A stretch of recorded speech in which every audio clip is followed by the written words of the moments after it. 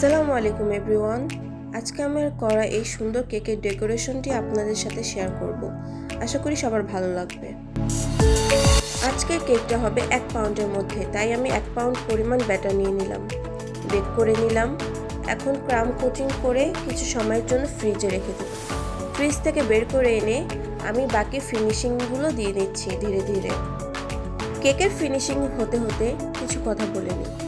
আমার ভিডিওটি যদি আপনাদের কাছে ভালো লেগে থাকে, হেল্পফুল মনে হয়, তাহলে লাইক, ফলো, শেয়ার দিয়ে সাথে থাকুন কেক লাভার্স প্যারাডাইসের।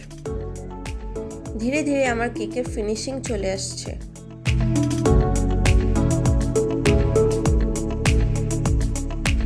এখন আমি স্ক্যাপার দিয়ে আরেকটু ফিনিশিং আনার চেষ্টা করব এবং আরেকটি স্ক্যাপার দিয়ে একটু সুন্দর করে ডিজাইন করে নেব।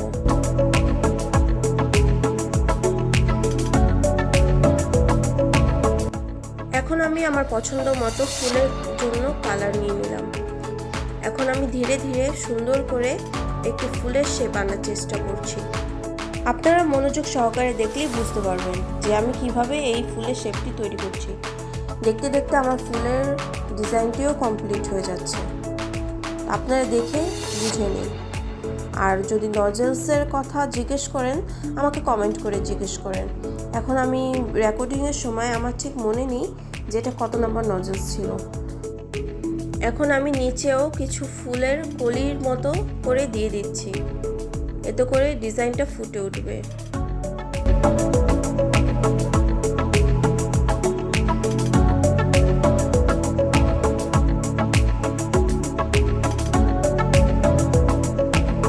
এর মধ্যে আমি কিছু পাতা অ্যাড করে দিচ্ছি।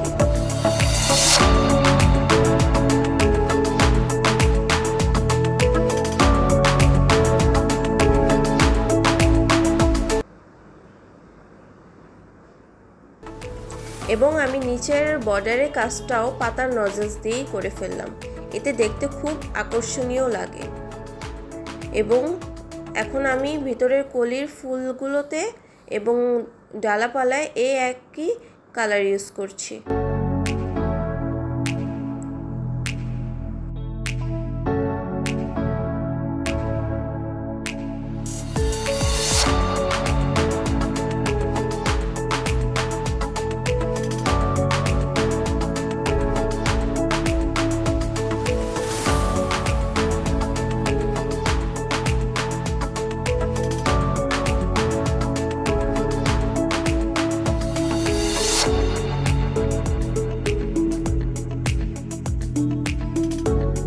নিচের বর্ডারেও আমি একই কালার দিয়ে কিছু ফুলের মতো করে দিয়ে দিচ্ছি, যাতে এটি হাইলাইটের মতো হয়ে থাকে।